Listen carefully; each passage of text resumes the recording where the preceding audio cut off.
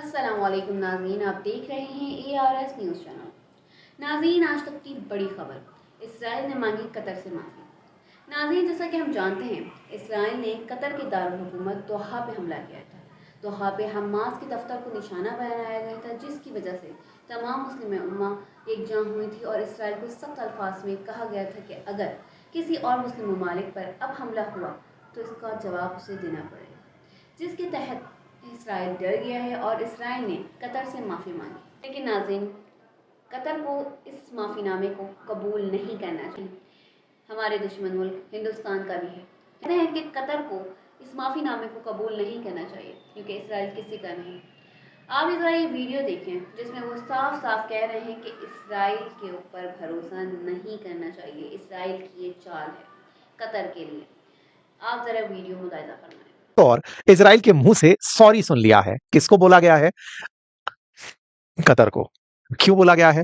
इन भाई साहब ने बुलवाया है। अगर सॉरी आप किसी से बुलवा देते हो, अपने आप में बड़ा टास्क है। बड़ा टास्क इस तरह से समझ कर देखिए कि इजराइल जिसमें खुलेआम दुनिया भर को यह थ्रेट दे रखी हो कि बेटा जहां भी छुपा कर रखे हो सबको घुस के मारूंगा। कतर जिसको कभी पनाह थी अमेरिका की, उसको ट्रंप की पनाह के बावजूद मारा गया।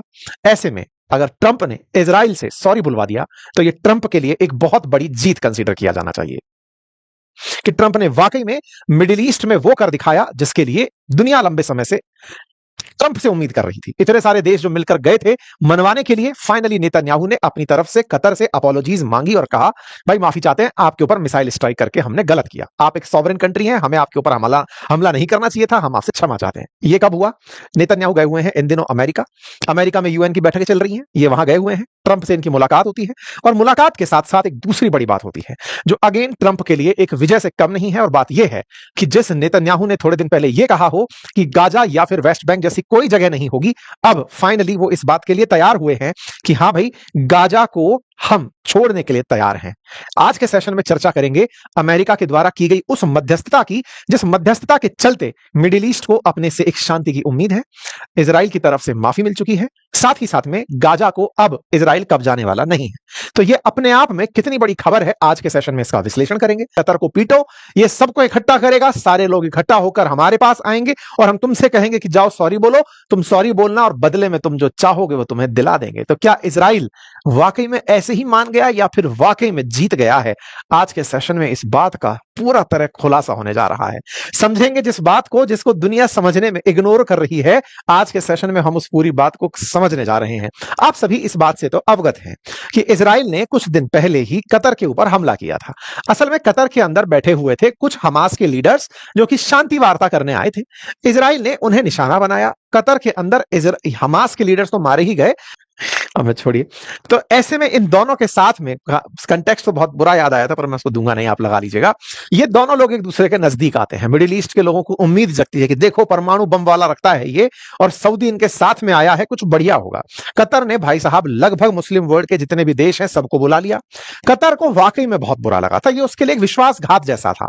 मतलब जिस देश को वो आज तक ढोता आ रहा था उसकी प्रेजेंस में भी अगर इजराइल पीट कर चला जा रहा है तो फिर क्या ही लॉजिक निकलेगा। कतर ने मुस्लिम वर्ल्ड के लगभग सारे देश, जीसीसी के देश, ओआईसी देश, सबको इकट्ठा कर लिया रातों रात। भाई साहब 50 देश एक साथ इकट्ठे हुए, सबने कसम खाई कि भाई साहब ये क्या है। मतलब इजराइल अब मतलब वो हो गया, वो चिराग से निकला हुआ राक्षस जिसको कंट्रोल नहीं किया जा रहा है। भाई साहब सब दुखी होकर के सिफारिश करने पहुंचे ट्रंप के पास कि सर आप ही हैं जो कि इजराइल को रोक सकते हैं, हमारे बस की बात नहीं है। इजराइल को रोकिए, उससे कहिए कि वो हमको ना मारे, क्योंकि उसने ये कहा है कि हमास के लीडर जिस भी देश में होंगे मैं उन्हें घुसकर मारूंगा।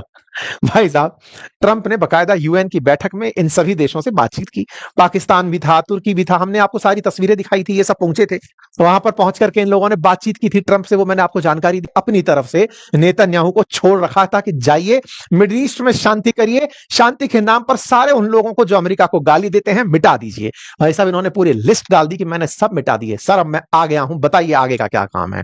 भाई साहब नेतन्याहू ट्रंप से मिलने पहुंचते हैं, ट्रंप से मिलने पहुंचते हैं, तस्वीरें आती हैं, ट्रंप इन्हें रिसीव करते हैं, दोनों के बीच बढ़िया हैंडशेक होता है।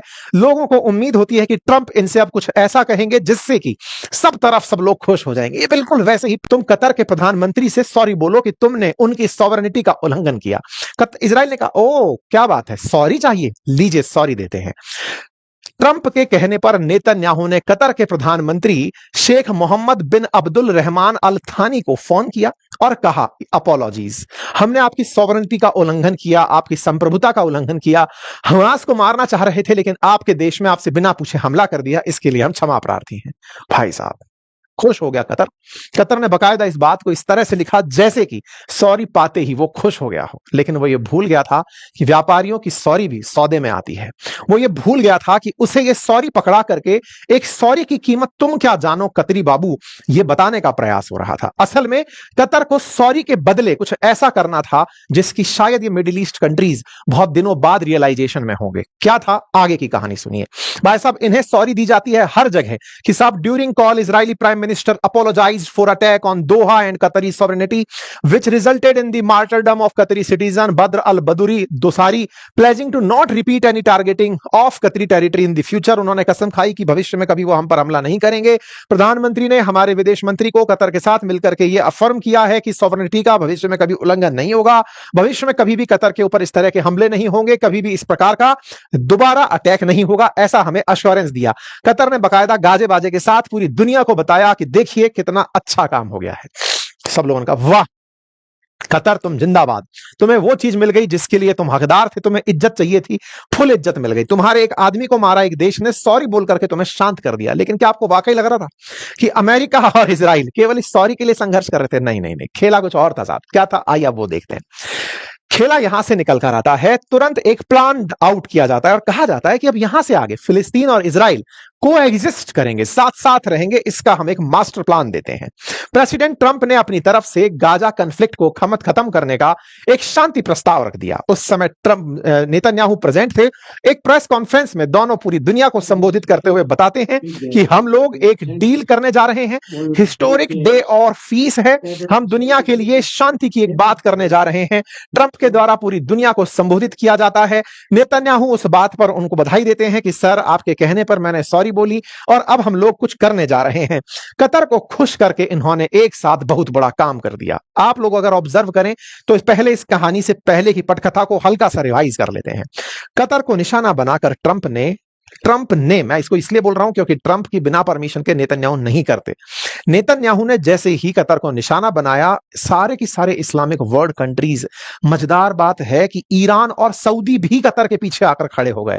आप सोचकर देखिए, जो ईरान अपना अलग हमेशा थॉट प्रोसेस रखता है गाजा को लेकर के, वो सऊदी के साथ कभी नहीं होता, वो कतर के पास आकर खड़ा हो गया। उसने कहा, कतर हम तुम्हारे साथ हैं, तुम्हारे ऊपर कोई गोला कैसे चला सकता है।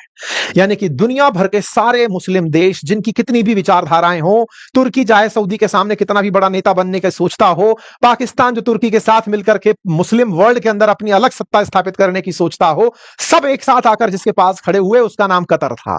कतर के पर कतरे गए और कतर को ही बाद में सॉरी बोल दिया गया। यानी कि कतर के नाम पर सारे की सारे मुस्लिम वर्ल्ड को एक साथ हैंडल कर लिया गया। सोचिए, अगर यह देश कोई और होता, जैसे अगर सऊदी होता तो ईरान कभी नहीं मानता, तुर्की होता तो सऊदी और ईरान दोनों ही नहीं मानते, दुनिया का कोई और देश होता तो कभी इस तरह की कहानी नहीं बनती। कतर था तो कतर के साथ सब आएंगे, ये तय था। अर्थात एक सॉरी ने सारे मुस्लिम वर्ल्ड को एक साथ एहसान में दबा दिया। किस एहसान में? कि सुनो, अब हमारा मास्टर प्लान है, उसको तुम्हें मानना पड़ेगा, क्योंकि तुम सब लोग कतर की खातिर हमारे पास आए थे, तो अब हमसे प्लान भी लेते जाओ। क्योंकि ट्रंप को यह अच्छे से पता था कि कतर के लिए दुनिया में एक माहौल है कि यह अमेरिका का करीबी है, हमारा यहां पर सारा बेस वेस पैसा वैसा दे के रखा हुआ है, और यूरोप के देश भी चिल्लाने लग रहे हैं कि फिलिस्तीन को मान्यता दो, मान्यता दो। तो लो बेटा, अब हम आपके सामने एक मास्टर प्लान रखते हैं। और इन्होंने बोर्ड ऑफ पीस अनाउंस करते हुए एक 20 सूत्री कार्यक्रम अनाउंस कर दिया कि गाजा के अंदर शांति कैसे आई। मतलब सॉरी बुलवाने के तुरंत बाद इन्होंने गाजा का शांति का प्लान रख दिया। अर्थात अब गाजा के अंदर कोई भी पार्टी पूपाड़ी नहीं बजाएगी। सिंपल कह दिया कि अब यही करना है, तुम्हें करना होगा, क्योंकि इजराइल से कहा गया है कि अब जो मैं तुम्हें प्रस्ताव दे रहा हूं, ये इंप्लीमेंट होते ही शांति आ जानी चाहिए। नेतन्याहू ने कहा, बिल्कुल सर, और अगर सर ये आपकी बात नहीं माने तो फिर आप हमें कुछ कहिएगा नहीं, हम गाजा साफ ही कर देंगे। समझ रहे हैं आप? 20 सूत्रीय कार्यक्रम सुनिएगा, क्योंकि कहानी है, if accepted by Hamas this proposal call for release of all hostages with in 72 hours. अगर ये 72 घंटे में मान जाते हैं तो ठीक है, एक 20 सूत्रीय कार्यक्रम दिया जाता है और उस 20 सूत्रीय कार्यक्रम को लागू होने के 72 घंटे के भीतर सभी बंधकों को छूटना है। क्या बंधक छूटने के लिए ही लड़ाई थी? जी नहीं। कहानी को सुनेंगे तो आपको समझ में आ जाएगा, यहां पर असल में ट्रंप ने पूरा गाजा कब्जा कर लिया है। असल में आपको समझ में आ जाएगा कि ये सारा प्लान रचा हुआ ट्रंप का था। नेतन्याहू के माध्यम से ट्रंप पूरे गाजा पर कब्जा करना चाहते थे। नेतन्याहू ने ले जाकर भेंट कर दिया है कि ये पकड़िए सर, आपको गाजा चाहिए था, मैंने साफ करके दे दिया है। अब आप इन 20 सूत्रीय मांगों को सुन लीजिएगा, जिसको लेकर के पूरी दुनिया वाहवाही कर रही है। ये पूरी मांगे हैं, मैं इनके ऊपर डिटेलिंग करूंगा, लेकिन पहले आप प्रतिक्रिया देखिए, दुनिया भर के लोग कैसे इस प्रतिक्रिया पर रिएक्शन दे रहे हैं। सबसे पहले हमारे प्रधानमंत्री ने बधाई दे दी है कि साहब गजब का प्लान ले दिया। कतर ने बधाई दे दी है, गजब का प्लान दे दिया। शहबाज शरीफ बोल रहे हैं गजब का प्लान, पूरी दुनिया गजब का प्लान। तुर्की की तरफ से गजब प्लान। सब दुनिया भर के नेताओं ने ट्रंप को बधाई दे दी है कि सर मजा कर दिया आपने, तो इतना जबरदस्त प्लान दे दिया है कि अब गाजा में होगी शांति ही शांति। लेकिन मुझे क्यों केवल अशांति नजर आ रही है इस पीस ट्रू स्ट्रेंथ के अंदर। अब मैं आपको उसका विश्लेषण देता हूं, क्योंकि ट्रंप ने जो 20 सूत्रीय कार्यक्रम दिया है उसे एक बार पढ़ लेते हैं। और उस 20 सूत्रीय कार्यक्रम के अंदर जब उस कार्यक्रम को पढ़ेंगे तो समझ जाएंगे कि यहां तो बहुत बड़ा खेला है। खेला यह है कि इस प्लान में गाजा में युद्ध रोकना, सभी बंधकों को छोड़ना, गाजा में प्रशासन चलाने के लिए एक अस्थायी बोर्ड बनाने का प्रस्ताव रखा गया है। इस अस्थायी बोर्ड की अध्यक्षता ट्रंप करेंगे, साथ में ब्रिटेन के पूर्व प्रधानमंत्री टोनी ब्लेयर, जिनका अभी राजनीति से कोई वास्ता नहीं है। उठाकर किसी को लाना था, यूरोप से उठाकर ले आए, ना कीर स्टारमर, कोई मतलब नहीं। नए प्रधानमंत्री, पुराने प्रधानमंत्री, बहुत पुराने प्रधानमंत्री, लिस्ट में खोजोगे तो बहुत पीछे पाओगे। उस प्रधानमंत्री को लेकर के एक बोर्ड बना दिया गया है और कहा गया है सबसे पहले तुरंत युद्ध रोकना होगा। बहुत बढ़िया। इस कार्यक्रम को समझ के आप इस पूरी कहानी को समझ जाएंगे। कमेंट में बताइएगा कि क्या समझ गए। यानी कि गाजा के अंत की शुरुआत हो चुकी है, अमेरिकी कंट्रोल की शुरुआत हो चुकी है और मुस्लिम वर्ल्ड एक सॉरी की कीमत में क्या कुछ खो चुके हैं, यह उन्हें आगे आने वाले टाइम पर एहसास होगा। अब आप पूछेंगे सर तो क्या आप ही इतने बुद्धिजीवी हो गए क्या, जो आपको तो समझ में आ रहा है और इनको नहीं आ रहा है? सबको समझ आ रहा है। कैसे? अब आप देखिए, यहां पर नेतन्याहू का बयान सुनिए। जब ये सारी बातें बोल रहे थे तो नेतन्याहू अपनी तरफ से एक लाइन बोल देते हैं। कहा गया कि हम यह काम आसान और मुश्किल तरीके से हो जाएगा, कर लेंगे, इसे पूरा जरूर किया जाएगा। अगर हमास इस प्लान को नहीं मानता तो इजराइल यह काम पूरा कर देगा। जितना सख्त तरीके से नेतन्याहू ने यह बात बोली, उस बात में दम था।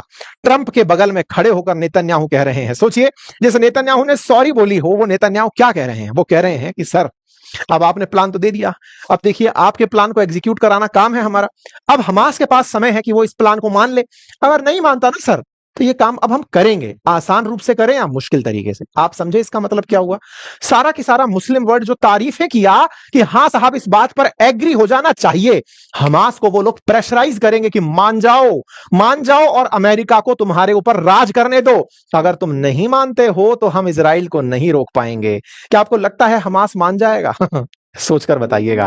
क्योंकि हमास ने जिस चीज के लिए इतने दिन तक गोलियां खाई हों, वो सौदे का हिस्सा बन गया। ये बात हमास को भी अब समझ नहीं आएगी। उसे समझ नहीं आएगा कि एक सॉरी की कीमत में कोई पूरा की पूरा हमास को बेच कर चला आया है। हमास को भागना पड़ेगा, सत्ता में हिस्सा नहीं लेना पड़ेगा और अमेरिका यहां शासन करेगा। ये काम करवा चुके हैं नेतन्याहू और बदले में अब उनके पास अपनी तरफ से मुस्लिम देशों में बोलने वाला कोई देश नहीं बचेगा। क्योंकि सब देश गए थे ना अरदास करने के लिए कि सर शांत कराइए इजराइल को। इजराइल कह रहा है कि सर अगर वो अब नहीं माना ना तो अब छोड़ेंगे नहीं सर। ट्रंप कहते हैं हाँ हाँ हाँ हाँ हाँ। खेल समझ गए? ये सॉरी नहीं थी, सॉरी की कीमत पर पूरा गाजा ले लिया गया है। एक सॉरी की कीमत अगले महीने तक पूरी गाजा को चुकानी होगी। ये गाजा अब या तो अमेरिका का होगा या इजराइल का, बस इतनी ही तय होनी है। इजराइल का हो या अमेरिका का, बात एक ही होती है। ये जितनी भी बधाइयां हैं, ये बधाइयां असल मायने में मुस्लिम वर्ल्ड पर एक प्रेशर है। ये जितने भी गल्फ कंट्रीज हैं या फिर ये जितने भी OIC के देश हैं, अब ये इस नाज़रीन, अगर आपको हमारी वीडियो अच्छी लगी हो तो इसे लाइक शेयर सब्सक्राइब ज़रूर कीजिएगा। मिलते हैं अगली वीडियो में, तब तक के लिए अल्लाह हाफ़िज़।